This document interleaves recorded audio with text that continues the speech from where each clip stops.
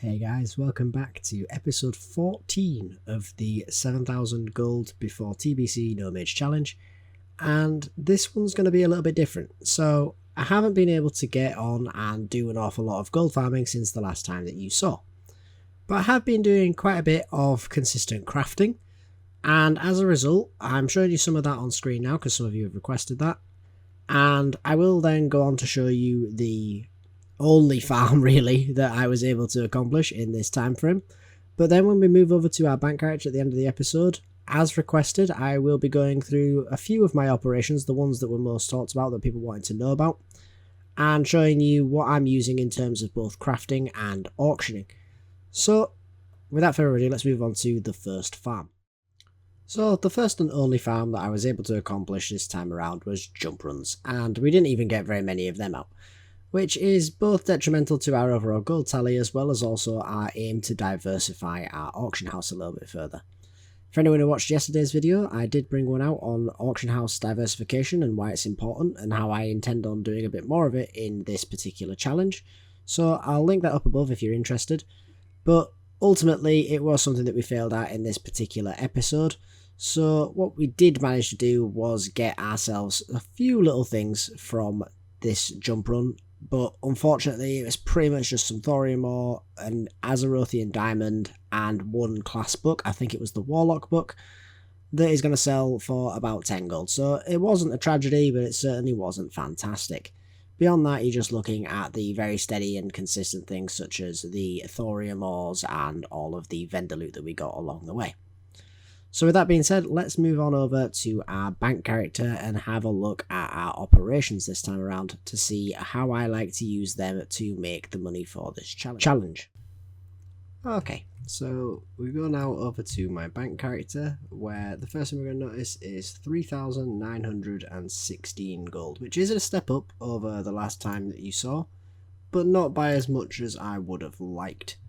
So today is Tuesday, and as a result that means our previous episode was on Saturday, so it's been pretty steady, not really making the big progression that we really would have hoped for. I mean, if we change this to have a look at 1 month for example, as you can see, I started to level off compared to this massive jump up that we were having earlier on. Not fantastic, but not terrible either. What is terrible is the amount of stuff we've got in our bag that we'll quickly go through, because the prices have dropped to a point where it's not worth currently putting on the auction house. So we've got a lot of our crafted stuff, particularly the alchemy crafts right now. Oil of Immolation, Mighty Troll's Blood, Free Action, Lips, Elixir of Greater Agility, Shadow Power, all sorts of stuff. We've got our small Radiant Shards that once again the price has just plummeted. Our Iron Grenades, and then some of our cloth crafting stuff as well. And our skeletal club still sat there that I've still not bothered to go and get rid of.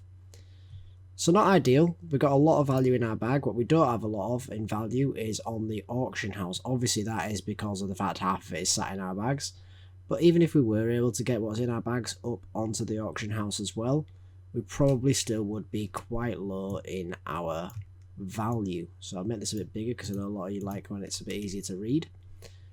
And what we've got on here currently is our black Mage Weave vests, True Faith gauntlets, nothing particularly of note, all of our regular crafted stuff. We have a couple of high level greens and a couple of low level greens that we've got on our various farms. Most of these, if not all of these, I believe were here last time around. We got a bandana of intellect, which I think is the only green item we got in the cave that you saw in last episode. Some shadow weave, our shadow oil, which is currently at a pretty decent price. It's about the only crafted item that we're actually got in a large supply that's up on the auction house. We've still got our formula for enchant chest major mana sat there. It's going to be 60 gold currently now. It has dropped significantly in market value. We're actually manipulating that market value ourselves accidentally by just reposting this cheap every time. Not ideal, but it is what it is. We need to get sales. Invisibility potions, elemental waters, harnessing shadows we actually got from one of our jump runs. That is one of the new things since the last time out, but it's going to be about the only one outside of the crafting. Now ordinarily this would be where I would show you what we've sold, and that's not going to change. However, normally after that, this is where I would end the video. But I've had some requests to show you the operations I am using for crafting, so we're going to have a quick look at that afterwards as well. But first thing you'll notice, in the last 3 days for sales, 576 items sold for only 455 gold. So what's that, like 90 silver per item on average? Pretty shocking.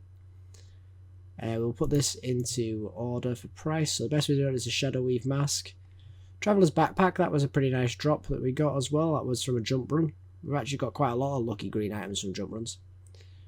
All of our crafted stuff are Dream Weave and Shadow Weave. Some elegant cloak, I'm not quite sure what that was of, and I don't really know why it's not tracking it, when as you can see it tracks the suffix for all of the other items. Bit odd. I finally sold our Crystal Pine Stinger, only for 4 gold, but it's sold. Beyond that, you're going to go down, you're going to see all of our regular crafted alchemy crafts. A couple of small radiant shards at 1 gold 77. That's honestly, at this point, I don't think I'm going to be restocking, not unless someone resets the market for us again. I don't really want to invest too heavily into resetting the market ourselves, simply due to the challenge, and I don't want to run that risk. But I also don't want to continue to farm these if they're not going to have any value whatsoever. I've got some fell cloths and large opals and an Azerothian diamond in there. That's all going to come from our jump runs. Sold off a few of our frost oils. But for the most part after that, you're going to be seeing what you usually see down here, which is going to be leftover purchases for our crafting ingredients that we bought in bulk when we only needed some. Ones that we've mined ourselves, the gold ores, the true silver bars, the thorium ores. If, by the way, you ever see I'm selling a bar, it's simply probably that I've got the item from mining it myself and the value is higher to have smelted it. But yeah, that's going to about wrap it up for there. But people have been requesting to see the operations, most notably the crafting operations that I'm using. And it is probably going to be a little bit underwhelming, but we'll have a look anyway. So, these are my crafting operations. They aren't all in use. People have been noticing that it's the alchemy and the tailoring that's really been making me the money, which are restock good alchemy stuff, as I'm sure many of you guessed from seeing that, and restock 3s, because 3s is the amount of the item I tend to want to keep. So for any of you that are curious into this, I have my minimum restock quantity at 2. I don't like to restock literally every time I sell an item, it's just not worth it.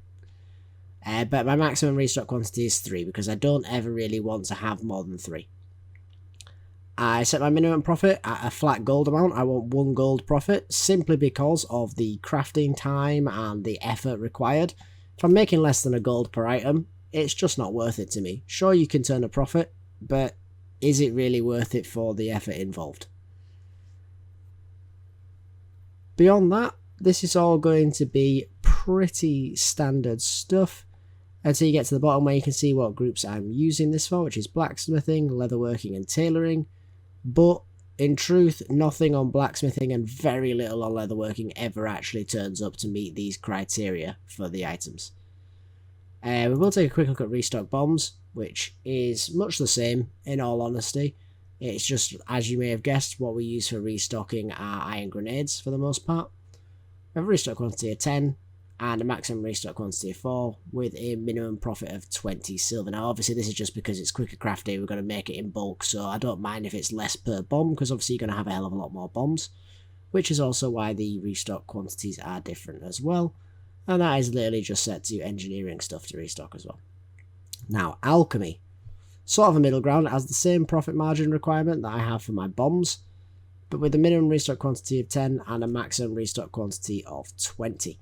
Now this is one that I'm actually debating at the minute, because I do want to take the max restock quantity up, because it does often occur where I will have all of an item just sell out instantly, the whole overwhelming thing. But then you do also end up in a situation like this, where right now the prices are terrible and I have a lot of stock just sat in my bag waiting with absolutely nothing to do with it, which is far from ideal. But yeah, moving down, you can see that's just on alchemy stuff to auto restock. Now, if we move over to auctioning, now practically everything that we've just talked about is going to be on sell crafted stuff, unsurprisingly. which all of this is rather negligible, so we'll move on to posting. And as you can see, this is the settings I like to keep. We have 8-hour duration. I am debating separating this for so crafted stuff into sort of like consumes and grenades, which usually sell in the 8 hours, whatever price, and putting our crafted stuff up for 24 hours. But because of this challenge and my current playtime, I'm often doing cancel scans, so it would just be a waste. So not sure whether I should make that into a 24-hour or not. So if you have any opinions on that, let me know down below. Maybe you've got some thoughts on it that haven't occurred to me. But yeah, our post cap we have set to 200. I would like to keep this at 0 and have it essentially not have a post cap. But for some reason, right now my TSM's bugged and it simply won't post anything if it's set to 0. I don't know if that's just a limitation of being in classic as opposed to retail. I'll have to look into that, but 200, to be honest, tends to see me pretty fine anyway. I post in stacks of 2. Now, this is something that does get changed quite frequently, but 2 tends to be a pretty good middle ground because a lot of times people only need 1 of an item and they don't want to buy 5, so they'll work their way around you. But if they want to buy a large quantity, they don't want to buy it in 1s either. 2 tends to be a pretty decent margin to go for. So I do also allow partial stacks. I don't set anything to keep in my bag. And then pricing. So I always keep my bids at 100% of buyout. I don't want to mess around with bids. I just want everything to sell for the price that I put it up at. Undercut amount at 1 copper, because there is absolutely no point undercutting by more than that. This puts you to the top of the list. That's all you really need. And then the pricings. So my minimum price is 85% of DB market. I don't mind the fact that stuff's going to sell ever so slightly cheaper from my crafted stuff because, I mean, prices fluctuate and at the minute I'd just rather get the sales coming in. My normal price is 100% DB market, which I think is pretty reasonable. That is literally just the standard price is also my standard price. Pretty straightforward. And my maximum price is set to 250% DB market. Now, obviously that's simply because if the opportunity to make a bit of extra cash is there, I want to be able to take it. But I don't want to be throwing my items up at stupid prices that no one is going to buy. Now, the last thing to talk about here is simply the fact that I am using DB market. I know a lot of people have a lot of questions on what they should and shouldn't use. Personally, I'm a really big fan of DB market. I think it's a pretty simplistic but also sufficiently informed usage of price variant. I don't like some of the others, such as, for example, a regional market. That one I really despise. You don't play on a region, you play on your realm, and realm-to-realm pricing varies massively, and just because something holds value on another realm, it doesn't mean it holds value on yours. Not a big fan. But there are plenty of other ones that you can use as well, or subsets of formulas derived from the multiple use of all of them. But DB market is what I like to use to keep things nice and simple. Now, the only thing that you're going to see me use really on my auctioning other than this is sell slower, which is pretty much going to be the exact same, to be honest with you, but I really rarely use it. That's a pretty default one. I think, in all honesty, sell cheap is going to be the one that you're going to see more often, which keeps the same normal price and all the same other settings. My maximum price is 120% because it's just items that are going in here are ones that I don't think are likely to sell. So I don't want to price myself out of the market and essentially drop sales that I could otherwise have got. At a minimum price of 60%. Now, that's simply because I do not mind if I don't get good value for these items, because generally speaking, they're items that are pretty much garbage anyway. But I'm hoping to get a little bit better than vendor for. And they're items that I've got for free anyway. It's not something I've gone out of my way to invest in to craft. So I don't mind if my return is a little bit lower. But that's going to about wrap it up for this one, guys. I do hope that you enjoyed the video, and if you did, please do let me know down below. But for now, guys, thanks for watching, and I hope to see you in the next one. Later.